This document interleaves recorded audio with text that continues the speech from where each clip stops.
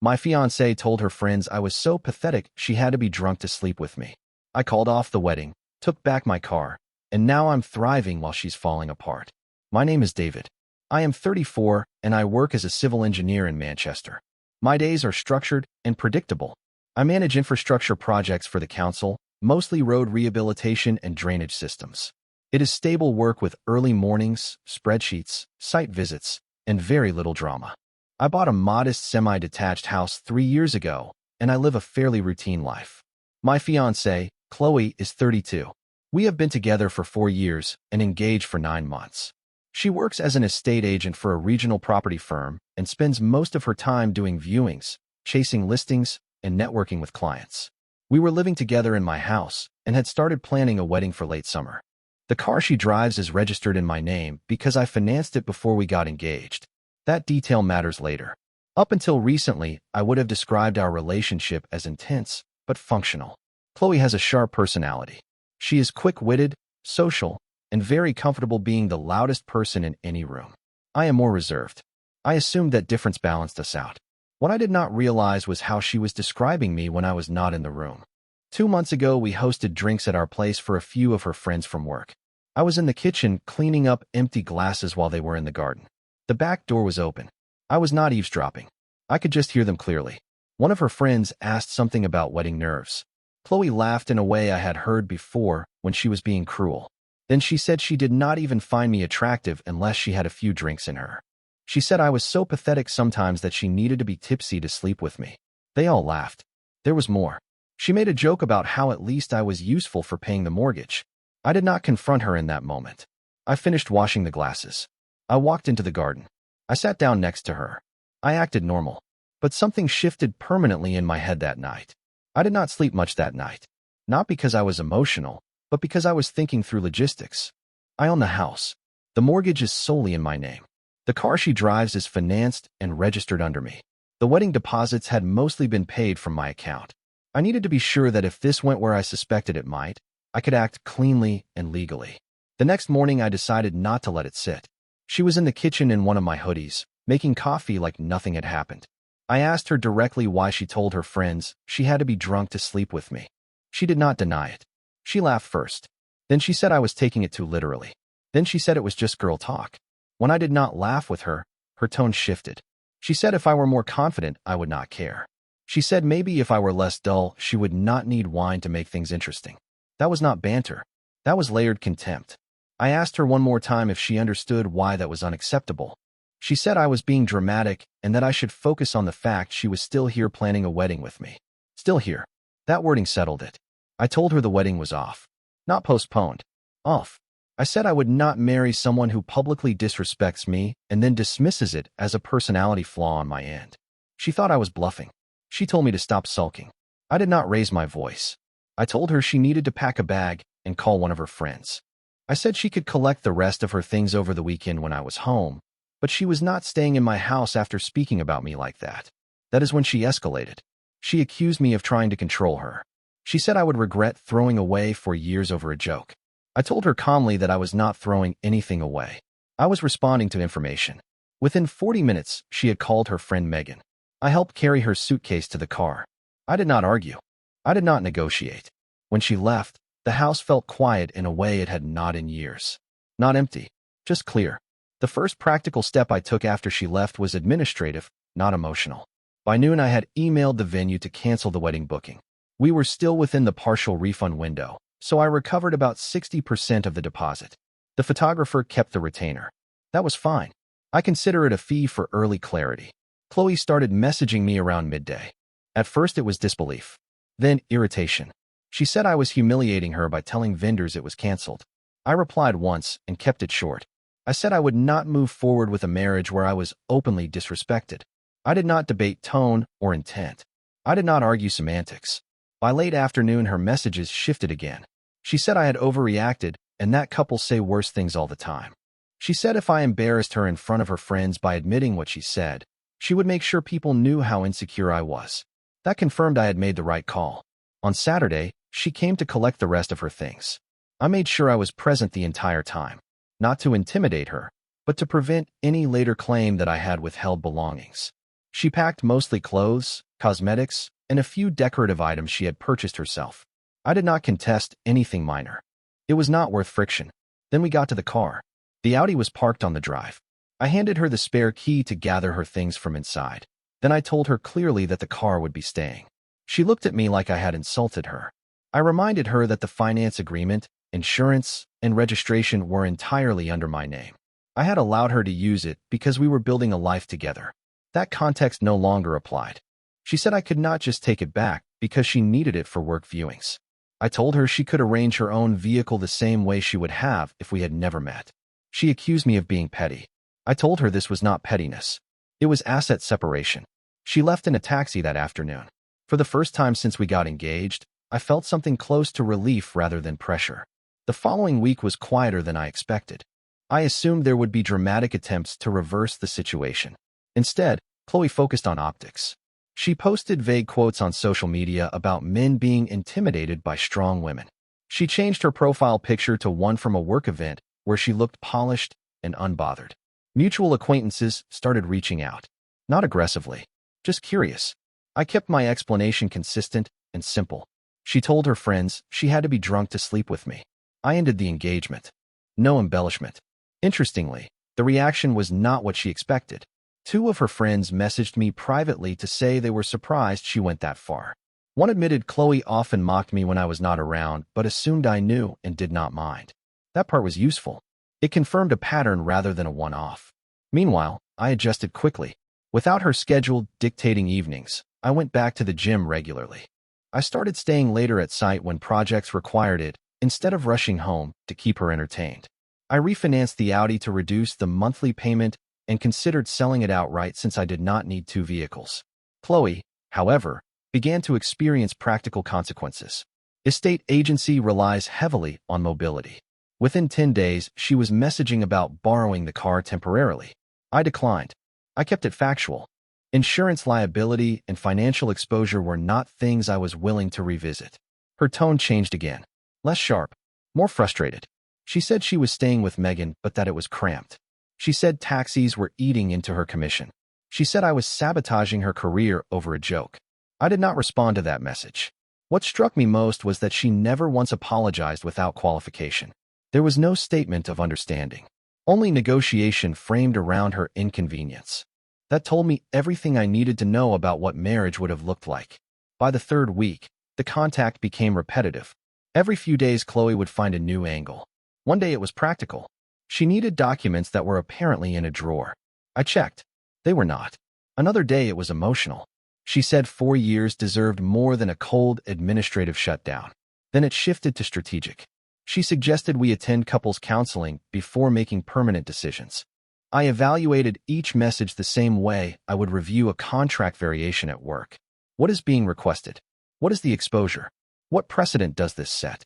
What stood out was that none of her messages addressed the original issue in a direct way. She never said I was wrong to speak about you that way. She said you misinterpreted it. She said you were too sensitive. She said you escalated. It became clear that continued access to me was simply a negotiation tool for her.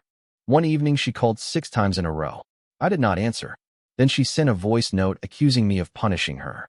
She said I was enjoying watching her struggle without the car and without the house. That was projection. I replied once. I said this is not punishment. This is consequence. I wish you well, but I am not reconsidering. She responded within 30 seconds with a paragraph about how no other woman would tolerate my insecurity. That line was familiar. It was the same tone she used in the garden. That was the moment I decided clarity required distance. I blocked her number. I blocked her on social media. I emailed her once to confirm that any remaining communication regarding shared administrative matters could go through email only and would be limited to essential issues. Then I archived the thread. The quiet that followed was different from the first week. It was cleaner. There was no anticipation of the next attempt. No waiting for the phone to light up. For the first time since calling off the wedding, I felt fully out of the situation rather than managing it. The month after I blocked her ended up being unexpectedly productive. At work, I had been leading a drainage redesign project that had stalled for almost a year due to budgeting disputes.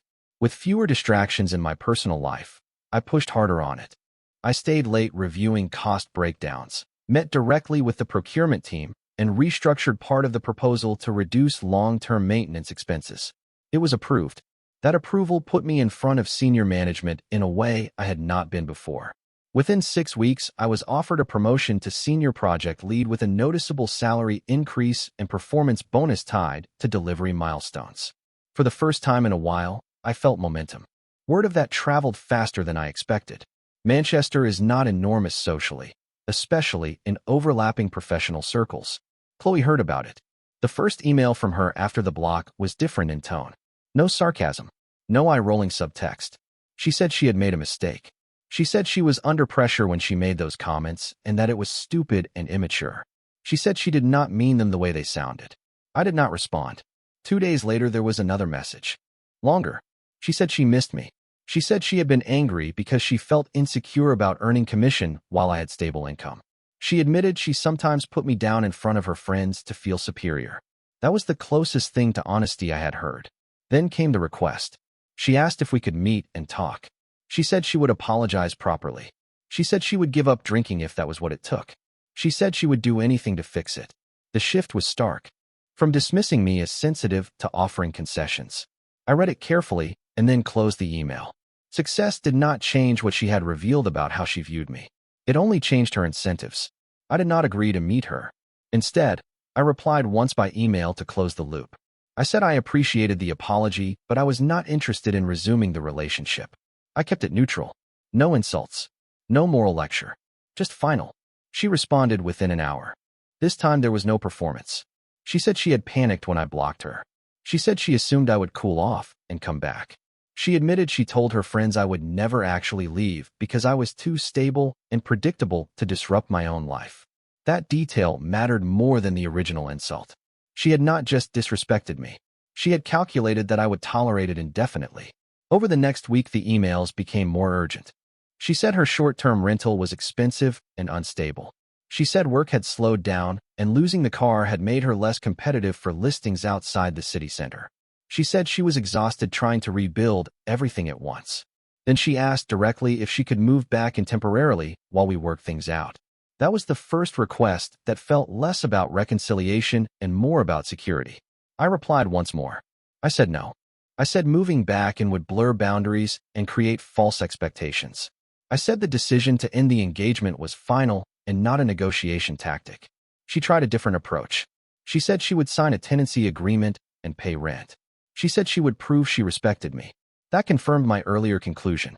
The urgency was situational, not relational. I stopped replying after that. Through mutual contacts, I later heard she had started telling people she had sabotaged the best thing in her life. That she underestimated me. That she assumed I would never call her bluff. For my part, I was not angry anymore. Just steady. The promotion went through officially at the end of the quarter. I celebrated quietly with a couple of colleagues. No dramatic reinvention. Just forward movement.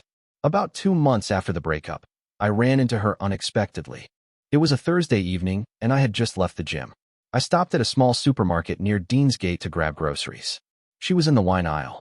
The irony did not escape me. She saw me before I saw her. When I turned the corner, she was already looking directly at me. Not defiant. Not sharp. Just tired. We stood there for a second in that awkward public silence people pretend does not exist. She approached first. No theatrics. No raised voice. She said she had been hoping to run into me because I was not answering emails anymore. That was intentional. She looked thinner. Not dramatically, just worn down. She told me work had dipped, and she was considering moving back in with her parents outside the city to cut costs. She said she had underestimated how much stability I provided. There it was again. Stability. Provision. Infrastructure. Not affection. Not partnership. She said she had been stupid.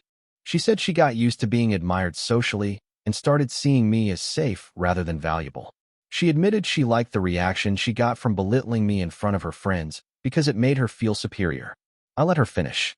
Then I told her calmly that I believed her apology was genuine this time. I also told her it did not change my decision. Respect is not something I negotiate for after it is withdrawn publicly. Once I know someone sees me as beneath them, I cannot unhear it. She asked if there was any scenario where we could start again slowly. I said no. I did not say it with anger. I said it like a fact. She nodded. For the first time since all of this started, she did not argue. She just said she wished she had understood consequences earlier. We parted in the cereal aisle. I went home, cooked dinner, and felt something settle for good. Not vindication, just completion. After that supermarket encounter, I expected some kind of emotional aftershock. There was none. What I noticed instead was how differently I carried myself in the weeks that followed. Not in a dramatic transformation sense. More in small, measurable ways. I started saying no to things I did not want to attend. I stopped over-explaining my decisions at work. I delegated more decisively on site. It was as if drawing a firm line in my personal life recalibrated my tolerance elsewhere. The project I had pushed through earlier moved into its execution phase. I was managing contractors, timelines, and budget reviews without the background noise of someone questioning my competence at home. The bonus structure kicked in once initial milestones were met, and financially, I was ahead of where I had projected I would be this year. Meanwhile, updates about Chloe filtered in indirectly. She did move back in with her parents outside Manchester. The commute to the city cut into her networking time. Commission dipped further. A mutual acquaintance mentioned she had tried to reframe the breakup publicly as a mutual decision at first, but people had already heard the fuller version. Apparently, the line about needing to be drunk had circulated. Reputation shifts quietly but decisively. Once enough people understand the pattern, you do not need to defend yourself. About 3 months post-breakup, she sent one final email. It was short. No bargaining. She said she had started therapy because she realized she equated dominance with security. She said she had treated me like a resource instead of a partner. She did not ask for anything. I did not respond, but I respected that message more than any previous one. I am not interested in revenge arcs or watching someone collapse. What happened to her was not something I orchestrated. It was simply the removal of a safety net she assumed would never move. And once it did, gravity handled the rest. It has been just over 6 months since I called off the wedding. The house feels like mine again in a way it did not before. Not because it is quieter, but because there is no underlying tension. I rearranged the spare room into a proper office instead of the half-storage compromise it used to be. I sold the Audi and replaced it with something more practical. The extra cash went straight into investments. Professionally, the promotion has settled into routine. The initial surge of responsibility is now just my normal workload. I manage a team of 5. I am stricter about timelines and clearer about expectations. No one seems confused about where they stand with me. Personally, I have dated casually but intentionally. I am transparent early about what I will not tolerate. Public disrespect is non-negotiable. Jokes that rely on diminishing me are not clever to me anymore. They are diagnostic. I do not think Chloe is a villain. She is intelligent and capable. But she confused stability with weakness and admiration with leverage. She believed that because I was measured and consistent, I would absorb anything to preserve structure. She was wrong. Calling off the wedding was not an emotional outburst. It was a structural correction. Marriage would have legally and financially intertwined me with someone who saw me as a safety net first and a partner second. That is not a foundation I am willing to build on. The most telling part is this. The moment she realized I was serious was not when I confronted her. It was when I acted. When the venue was canceled. When the car stayed. When the block was permanent. Clarity is quiet. It does not need theatrics. If anyone reading this is questioning whether a comment was just a joke, ask yourself one thing. Would they have said it if they believed you might walk away immediately? If the answer is no, you already know what you are dealing with. I did not lose a fiancé. I removed myself from a future that would have required me to accept being small in my own life. And since then, I have been anything but small.